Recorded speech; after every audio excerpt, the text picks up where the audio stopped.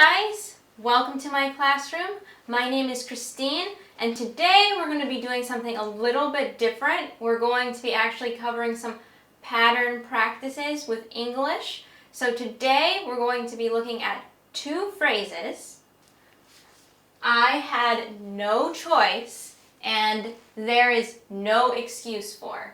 So we're going to be using these two phrases actually in a conversation. So we're going to practice using them and figure out what they mean, and so you guys can start using them in your own conversations.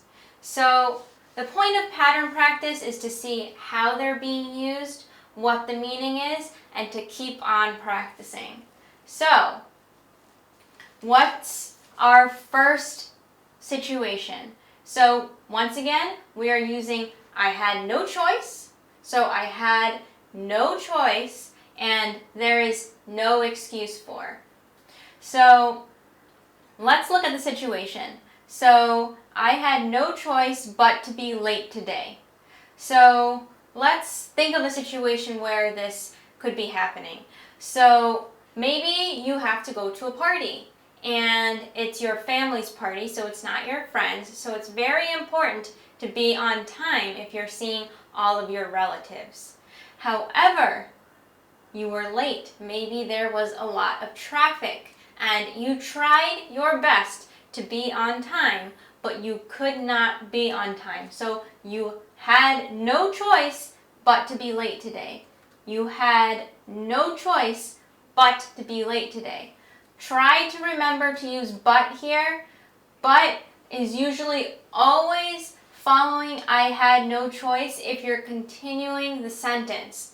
Sometimes you can say I had no choice, period, if someone is talking to you, like, oh, you were late today, that wasn't very good. You can just respond, well, I had no choice. However, if you're going to give them the reason, or you're going to give more details, like in this sentence, I had no choice but to be late today, you're giving more details as to what you had no choice about. So, I had no choice but to be late today. So, but. So you had no choice except for that one thing. You had no choice but to be late today. So let's look at maybe your father's response. He responds, there is no excuse for not letting us know ahead of time. There is no excuse for not letting us know ahead of time. So, you said you had no choice, meaning you could not control being late.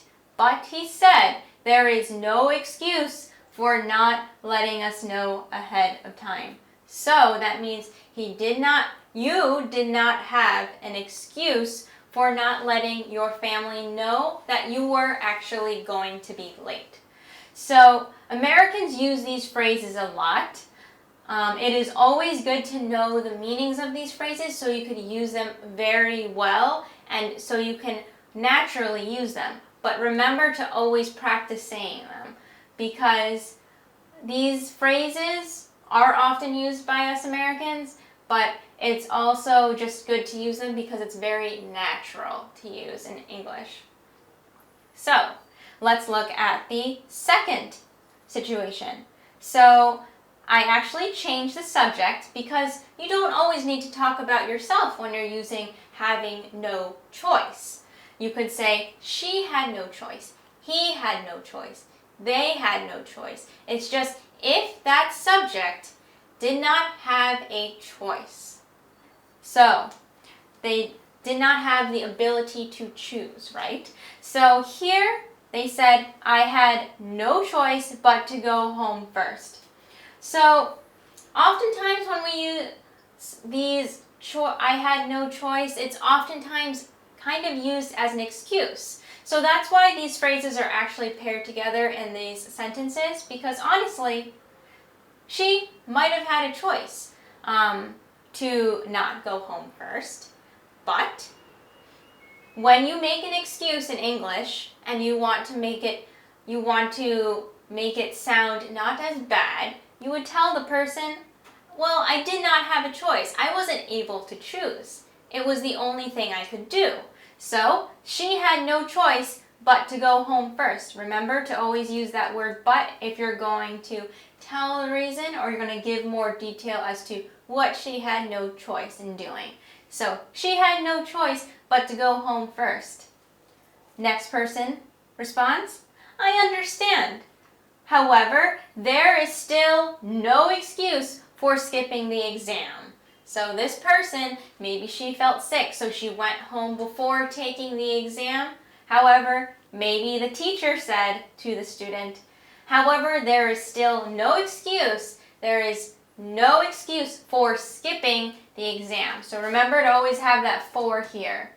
Because if you say there is no excuse, it sounds very incomplete. So remember to always say there is no excuse for, and then whatever that excuse was. So, or whatever that bad action was. So there is no excuse for bad action, skipping the exam.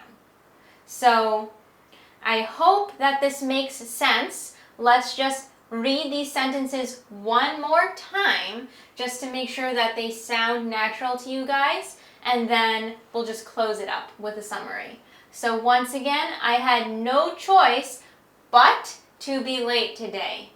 Then your father responds, there is no excuse for not letting us know ahead of time.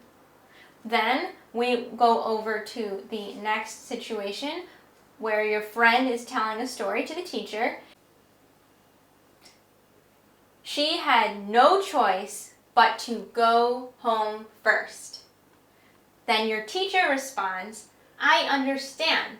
However, there is still no excuse for skipping the exam. Okay, so just to summarize, guys, when you have I had no choice, you could be making an excuse, or you're telling the person you're talking to that there was no other option but to, and then you go on. So, but to be late. And then when someone else responds, if they do not like your answer, they will say, there is no excuse for, and then what they might say, not letting us know ahead of time. So these kind of situations and conversations happen a lot in English, so just keep on practicing and try to be as natural as possible.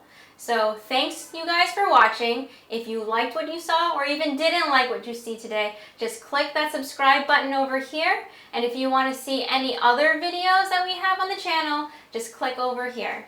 Thank you.